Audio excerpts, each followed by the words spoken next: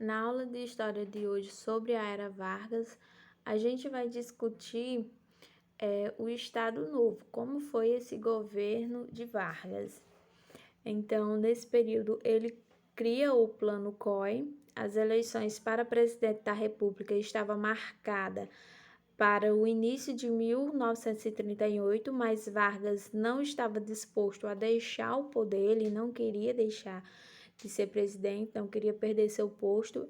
Então, para não sair da presidência, ele monta o Plano COI, que é um falso documento que dizia que os comunistas iriam provocar greves, incêndios em igrejas e o assassinato do presidente.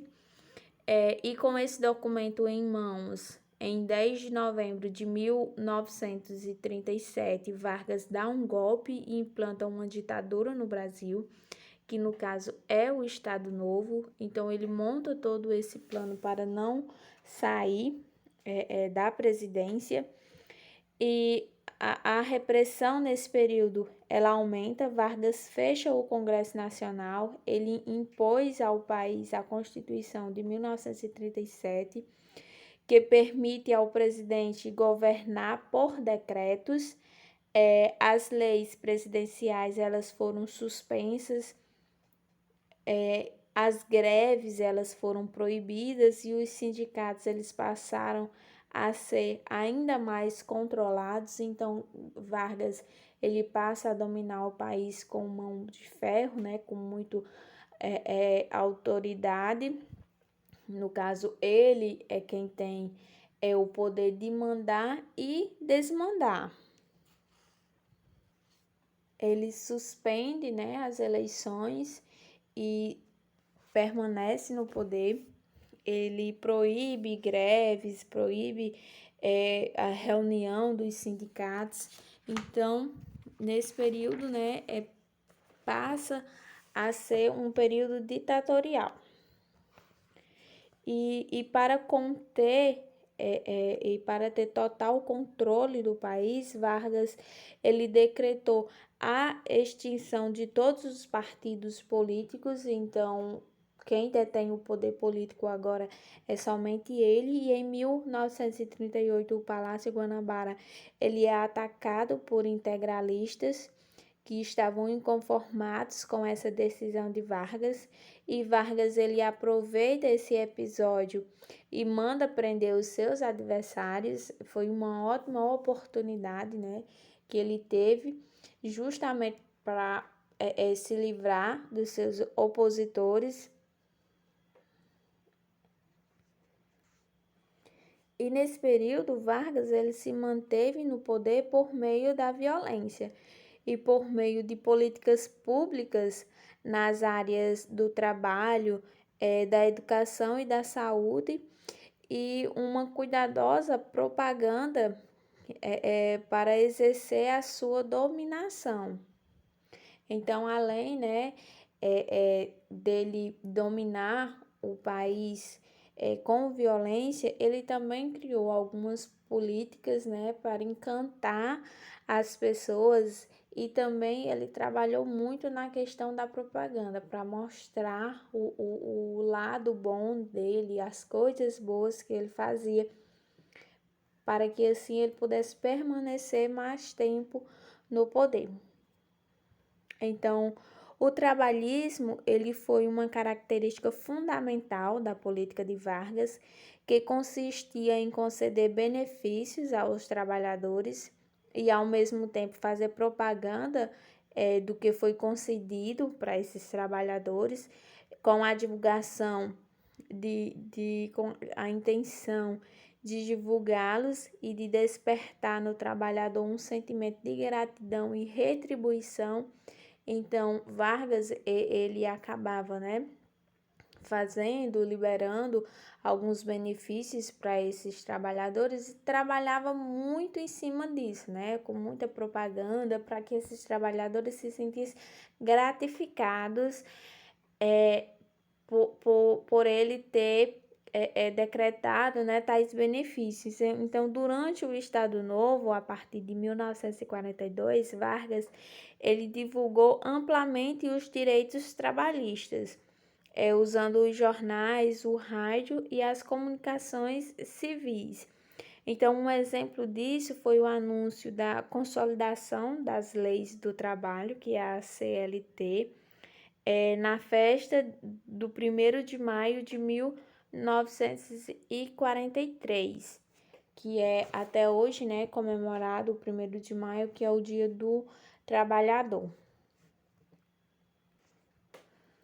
Então, essa data de 1º de maio, ela é uma data comemorativa, ela era organizada pelo Ministério do Trabalho. Eles incluía, né, nessa festa desfiles escolares, operários e militares, apresentações de banda e torneios esportivos. O trabalhismo ele buscava estabelecer um vínculo político entre o presidente e os trabalhadores, e estes deviam ser produtivos e ordeiros e trabalhar para o progresso do Brasil. Então, o que era que Vargas queria, né? Ele queria que os trabalhadores, ele queria esses trabalhadores ao seu lado, e para isso ele aprovava essas leis, ele promoveu, né, os salários.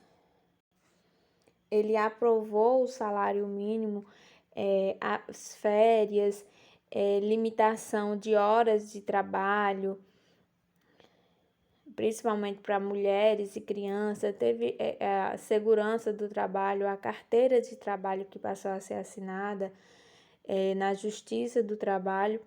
Então, ele propagandeou esses benefícios a fim de se despertar, né? De despertar no trabalhador sentimentos de gratidão e de retribuição ao presidente. Então, o DIP e a propaganda varguista.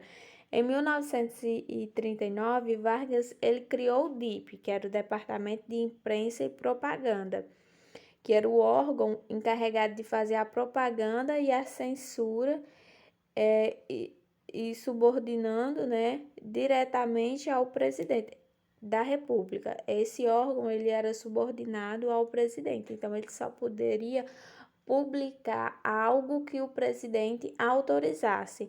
No caso, todos esses benefícios, né, que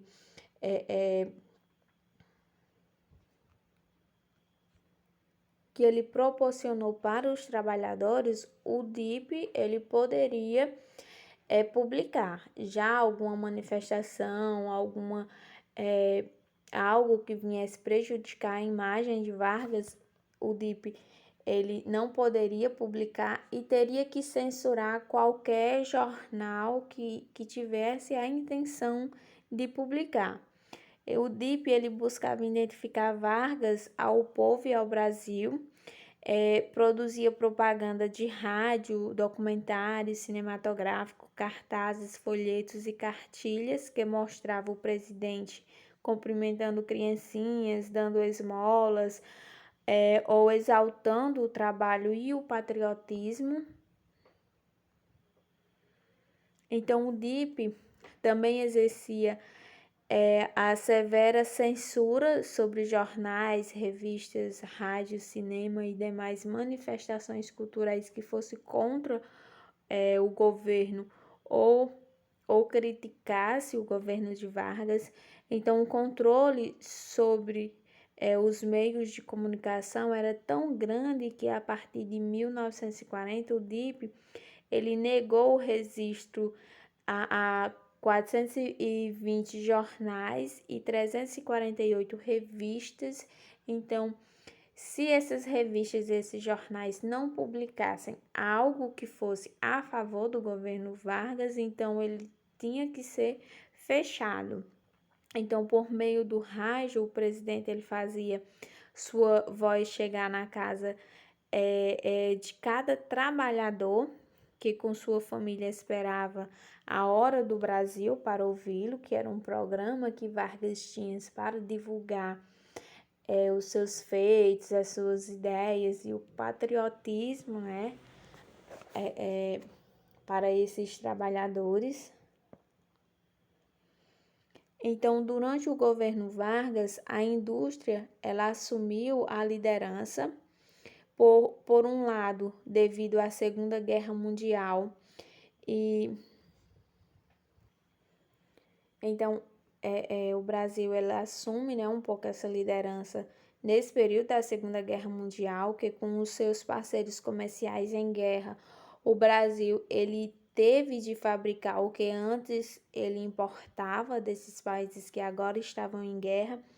Então, esse processo ele é conhecido como industrialização por substituição de importações.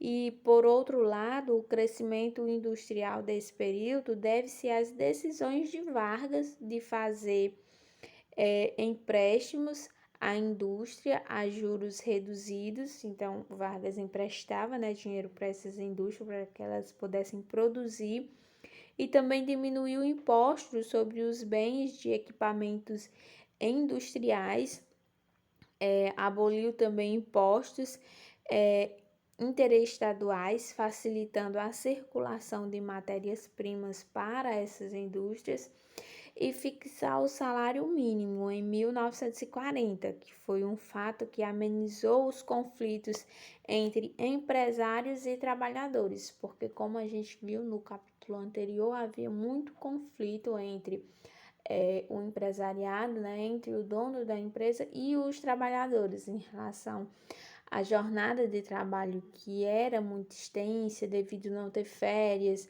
a falta de segurança no trabalho. Então, quando Vargas regulamenta essa questão trabalhista, então ameniza os conflitos entre os empresários e os trabalhadores. Houve a criação do Conselho Nacional do Petróleo em 1938, que foi o primeiro poço de petróleo produtivo do Brasil. Ele foi furado em Lobato, na Bahia. Para estimular a industrialização, Vargas também investiu na criação de grandes empresas. Exemplo disso, a siderurgia, uma companhia siderúrgica nacional.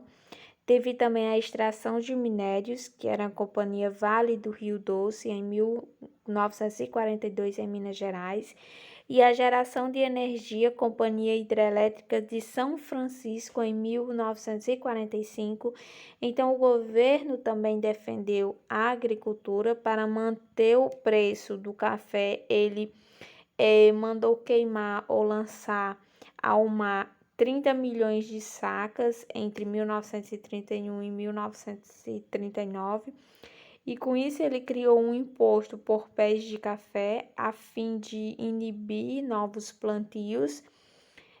Com essa ação, ele diminuiu a produção e manteve o preço do café, que o café entrou, né, nessa crise devido à crise de a crise de 29, né, que acabou fazendo com que os países parassem de comprar o café brasileiro, e assim há essa grande crise. Então, Vargas também optou pela diversificação da agricultura, incentivando a produção de algodão, açúcar, borracha, cacau e mate. Assim, o café ele foi deixando de ser o único produto importante na lista das nossas exportações. Antes, o café era o principal produto, né? Mas para diversificar e ter mais opções, então Vargas ele investe nesses outros produtos para que houvesse importação desses outros produtos. Então, foi a participação brasileira na Segunda Guerra Mundial contra as ditaduras fascistas que contribuiu para o aumento das críticas ao governo Vargas. No Brasil, muitos passaram a dizer que era preciso combater também a ditadura varguista, a ditadura que Vargas instalou aqui no Brasil. Em outubro de 1943, os políticos de Minas Gerais, eles lançaram o Manifesto dos Mineiros, que exigia a democratização do país, e nesse mesmo ano, estudantes da União Nacional dos Estudantes, a UNE, eles saíram em passeatas contra o governo Vargas, e Vargas ele decide ele próprio liderar o processo de democratização do país. Então, em 1945, ele anistiou os condenados políticos, os políticos, né, que ele havia mandado prender, e marcou as eleições presidenciais para dezembro daquele mesmo ano, no caso, dezembro de 1945, ele marca as eleições. Só que nesse período, né, surge aí o fim do Estado Novo e o queremismo.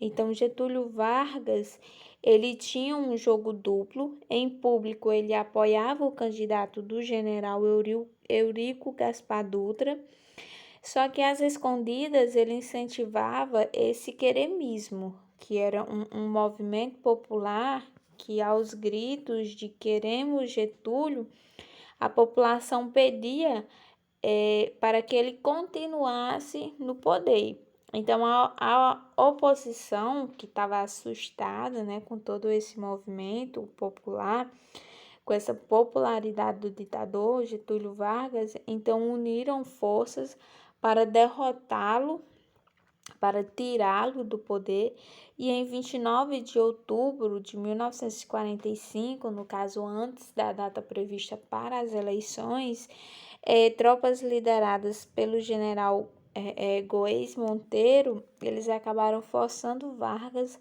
a renunciar o Estado Novo, e então nesse momento, né, chega ao fim esse período que é conhecido como Estado Novo.